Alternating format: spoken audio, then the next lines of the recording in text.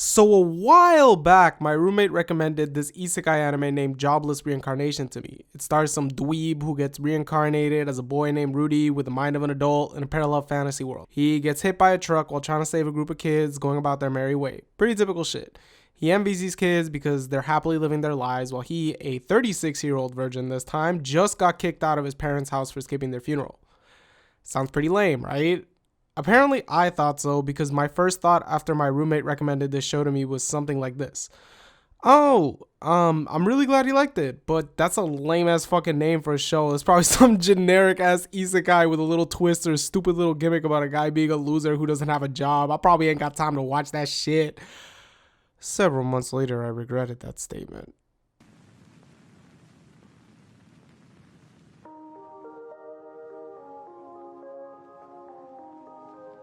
Having now watched that shit, I can safely say that at the time of my original claim, I was an idiot. Even though it felt like there was nothing new here just from the title of the premise, and even though the idea of having a main character who in some ways is a bad person grow throughout the course of the story is nothing new to isekai either, for some reason, something felt novel or unique to me about this show as I watched it. If I had to give a name to where this feeling of novelty or uniqueness comes from, I think I'd attribute it mainly to the show having a strong sense of internal realism. I don't think this notion is anything new to fiction per se, or even anime specifically. Some would probably just call this good writing, but for me, internal realism is this feeling of everything just making sense. When I'm watching a show and then reflecting on my experiences, it feels like the writer has set everything up so that every single event or character development is a logical consequence of everything up to that point. Just like in real life, these developments often feel unforeseen or unexpected, hence the feeling of novelty I mentioned earlier. They feel like the kind of thing I could have seen coming, but that I just barely missed. Probably because I was so focused on what was going on in the immediate moment. In other words, events retroactively feel like they were supposed to happen. It doesn't feel like the characters lack free will or agency. Instead, it's as if random coincidences and the coming together of different forces, wills, and desires seem to intersect at just the right moment to give the events of the story a sense of unity and fluidity. As I watched Mushoku Tensei, I often found myself thinking that very little of what happened to the characters felt particularly easy to predict ahead of time. But the events of the story also didn't feel forced or like they were coming out of nowhere. This sense of causality made the world and its characters feel alive. Just like with us, there's this sense that they're responding to a tapestry of forces that they're not totally aware of and that fall partly within and partly outside of their control. Like us too, these characters are who they are because of the experiences and environments that shaped them prior to their role in the story. For better or worse, there's a reason for why they act as they do, but they're also allowed to grow past their old experiences into a new set of possibilities in their relationships with other people, themselves, and the world around them.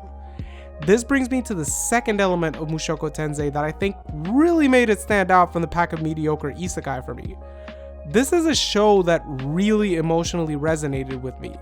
Again, I think this is because of how realistic its characters and its world feel, and because of how much they remind me of myself, my observations of other people, and the way I understand the world.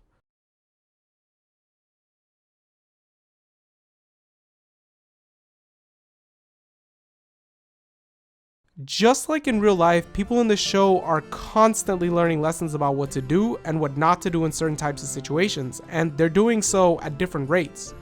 Rudy's able to combine his early age learning ability and his adult wisdom to hone his magic in ways that blow past traditional conventions. But we also get to see him grow past his childhood trauma at a slower pace because he lacked an adequate support system during his life back on Earth. This process of struggling to be better and being varyingly successful in different areas makes Rudy's growth feel believable.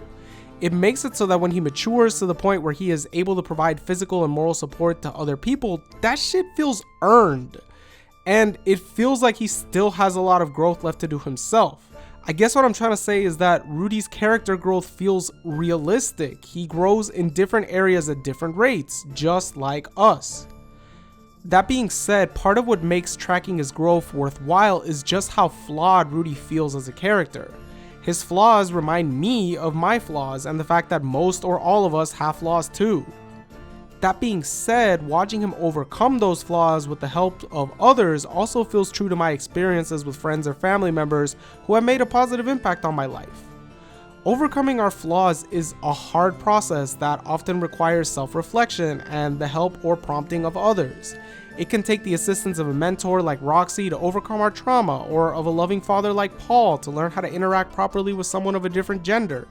It can also take someone like Eris beating us upside the head for us to honestly fully understand that others are people with complex needs and boundaries that we need to respect too. Crazy idea.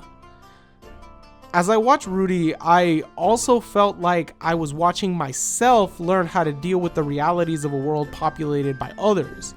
Just as he was learning to adjust his behavior to identify and react to the ulterior motives of other people, I was reminded of how I often find myself doing the same thing in my day-to-day life. I try to predict and respond to others' feelings and tend to do so appropriately most of the time, but also like him, I fail sometimes too. Part of what makes this story feel like I'm watching someone grow up is the fact that I am. Both physically and emotionally, I'm watching Rudy learn and implement life lessons at the same time as being forced to reckon with the violent injustices of a world where oppression, prejudice, and slaughter are a routine thing. But I'm also seeing him grow up as he gradually assumes the responsibility of serving as a moral compass for other people, even people who are older than him or who should know better. Eris, Ruijerd, Sylphette, and even Paul sometimes see the world in a more childlike, black and white way, find themselves unable to stand up for themselves at one point, or stray from the path of moral probity. It's Rudy who helps them navigate the pitfalls of their actions or beliefs to varying degrees, just as they help him. It's also not like Rudy is the only character we get to see grow up. Characters like Eris and even Ruijerd learn life lessons throughout the story. Members of our main cast learn not to take status or having the moral high ground for granted. At the same time, they are given the tools to grow into more well-rounded people. Eris and her sense of entitlement as a noble is flipped on her head when she's kidnapped and treated like shit by a member of her father's staff who she's often disrespected. But she also gets to experience mental and emotional growth through her growing ability to use magic and to dance after she begins to listen to Rudy. Over time, she develops tenacity and begins to trust other people. Likewise, Ruijerd learns through his interactions with Rudy that despite being guilty of past crimes, there are people willing to give him a second chance. He also learns that some of these people might be the first to call him out when his behavior crosses the line, and that he shouldn't be quick to justify violence by calling others villains.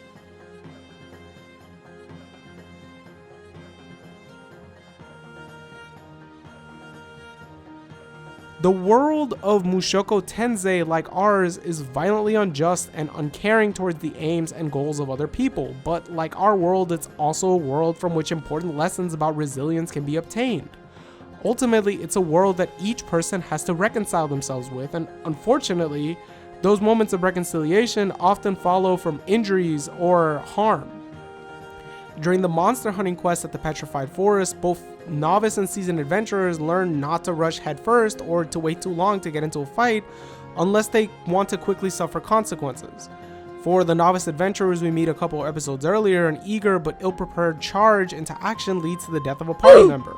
Whereas for our heroes, Rudy's decision to wait too long to help the novice adventurers in hopes of getting as much credibility or clout out of making the save as possible is a big part of the reason why this death happens. While tragic, these kinds of events also allow our characters to grow and reconcile themselves to the world better by challenging them to self-reflect and accept responsibility for their actions. From a certain angle, Rudy's inaction created the conditions for a life to be lost, but at the same time, these kids knew what they were signing up for, proving Ruijerd wrong in his assumption that they're kids who lack the capacity to take full responsibility for their actions. They, alongside Rudy, take responsibility for allowing harm to come the way of their comrade. They show us that the responsibility for tragic events tend to fall on the shoulders of just about everyone involved. At the same time, our boy Rudy presumably learns not to fuck around and find out lest others suffer the consequences of his irresponsibility. Like us in group settings, our main party comes to value coordination more after its members come to terms with the negative consequences of their lack of harmony. Alone or with others, we may set out with the most carefully thought out plans to make money, attain status, or seek redemption. We may have the best intentions at heart and the most shrewd schemes in place to make our goals into a reality. But all it takes is one rogue actor in or outside of our group, like that BoJack Horseman looking dude, and our own complicity in exploiting others for our gain, for our most carefully calculated stratagems to be ruined. At these points, we may have to weigh whether to risk throwing away our long-term goals like Ruijerd when he exposes himself, or let other people take advantage of us. The world may be violent and unjust, but we often conspire in our own demise. Mushoku Tensei gets this and shows us how to learn from tragedy.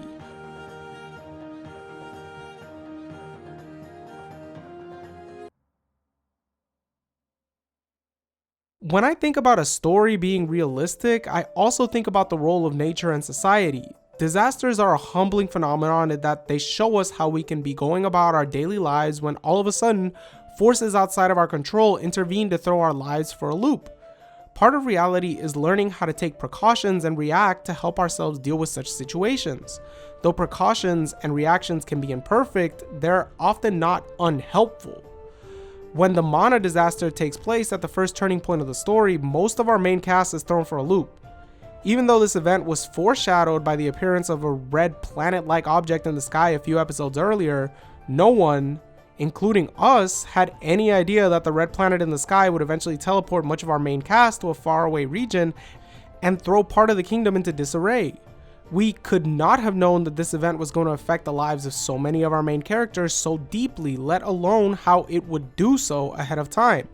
And yet, what took place before this point in the story still somewhat prepared our Rudy and Eris to deal with the predicament of being stuck in the demon continent. Rudy spending 3 years learning how to speak demon god to pick up a skill while maintaining a friendship with Roxy let him connect with the villagers of her hometown and secure a place to stay for his party. And although this probably isn't true of the real world, depending on what you believe, even when the story didn't prepare our heroes ahead of time, fate intervened. The god of humans told Rudius to trust the super Ruijerd and to accept the routine cat rescue quest, even though historical trauma and social conditioning had taught Rudius and others to fear superds, while Dead-End's intuition seemed to warn against accepting such a mundane quest. Although this is a part of the story that feels very fantastical, it serves as a gentle reminder that exceptional or even mundane circumstances can conspire to yield favorable outcomes in unfavorable situations.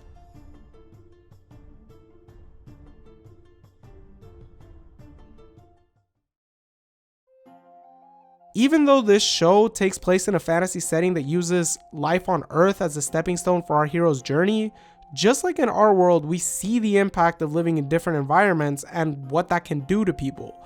Society and social forces shape us into who we are just as we shape them in turn.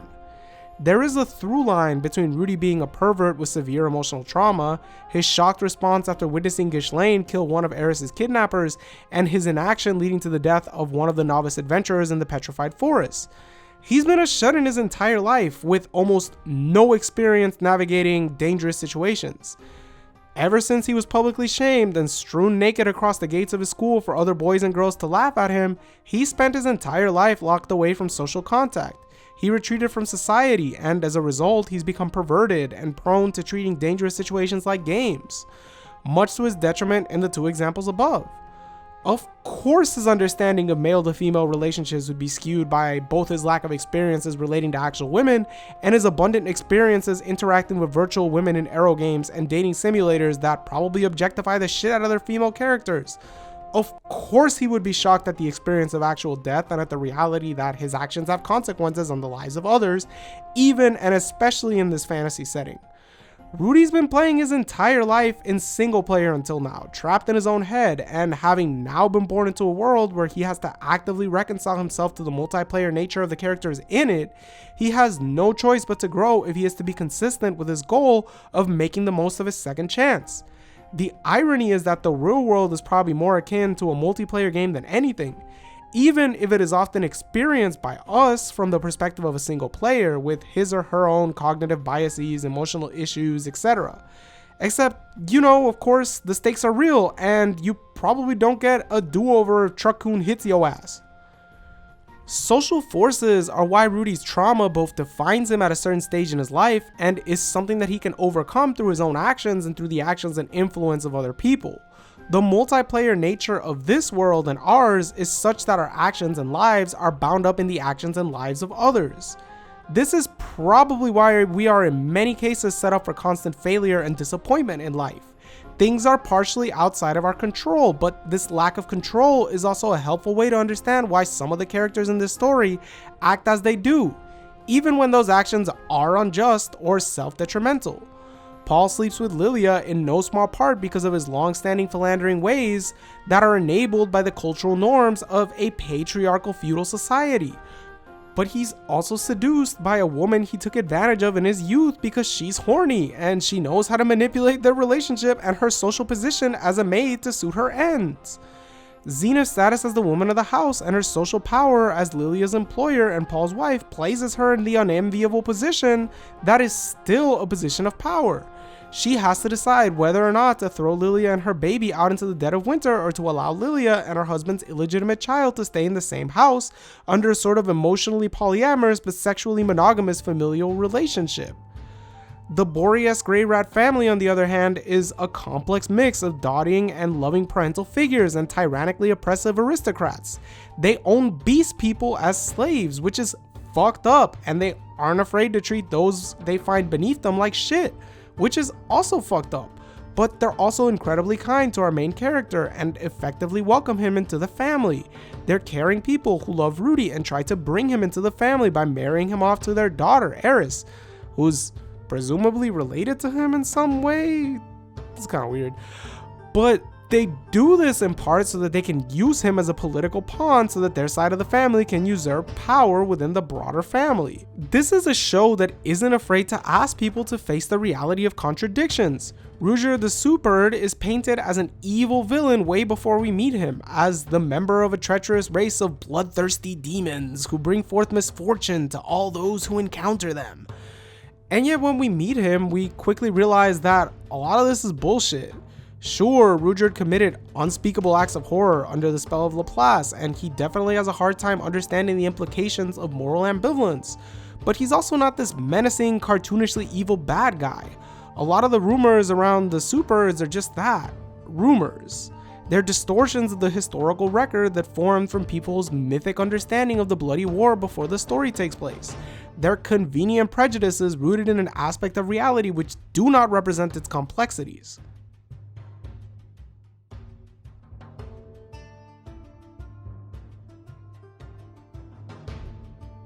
Look, there are few, if any, people who are inherently bad, just as there are few, if any, people at all who are inherently good.